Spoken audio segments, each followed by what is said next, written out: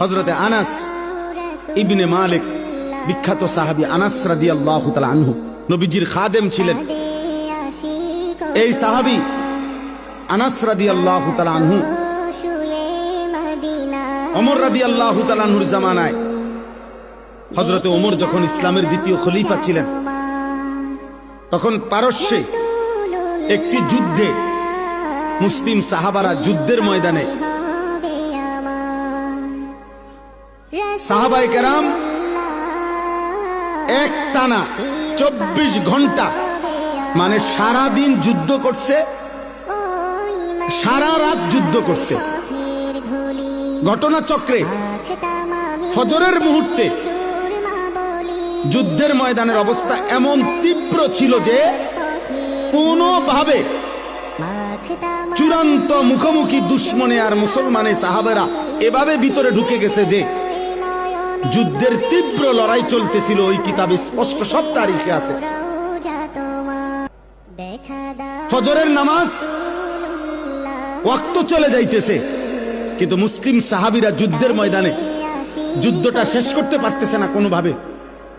কিন্তু তোনারা তীব্র আক্রমণ কইরা শেষ পর্যন্ত যখন আল্লাহ মুসলমানদের বিজয় দিছে, কিন্তু ঘটনাচক্রে এরই মধ্যে সূর্য উঠে গেছে, ফজরের ওয়াক্ত শেষ হয়ে গেছে।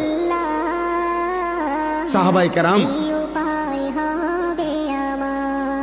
সূর্য উঠার পরে গিয়া ফজরের নামাজ কাজা করছে। এই একবার আমি নিজে ইতিহাসের নির্ভরযোগ্য কিতাবে পড়ছি ভাই,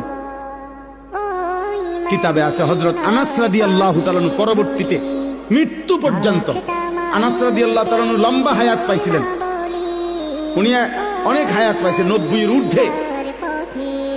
পরবর্তী একেবারে বৃদ্ধ অবস্থায়ও যখনই ওনার কাছে ওই যুদ্ধের ঘটনা বলতো, মুসলমানদেরকে আল্লাহ বিজয় দিছেন, উনিও ছিলেন ওই যুদ্ধে, উনি অজরে কাঁদতে শুরু করতেন, কসম খোদার। তো অন্যান্যরা যখন জিজ্ঞেস করতো যে আনাস রাদিয়াল্লাহু তাআলা আনহুকে, সাহাবী আপনি এই যুদ্ধের কথা বললেন, কাঁদেন কা? এই যুদ্ধে তো মুসলমানদের পরাজয় হয় নাই, বিজয়ী হয়েছে, আপনি কাঁদেন কেন?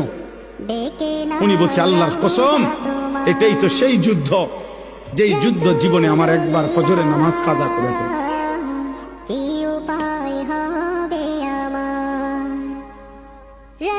যে যুদ্ধ আমার জীবনে একবার ফজরের নামাজ, ওটা মনে হইলেই উনি চিৎকার দিয়া কাঁদবেন, হায় আমার জীবনে একবার তো, একদিন আমার জীবনে ফজরের নামাজ তো কাজা হয়েছে, এটা তো সেই যুদ্ধ, আমি বিজয় দিয়ে করব কি, আমার তো ফজর ছুটে গেছে।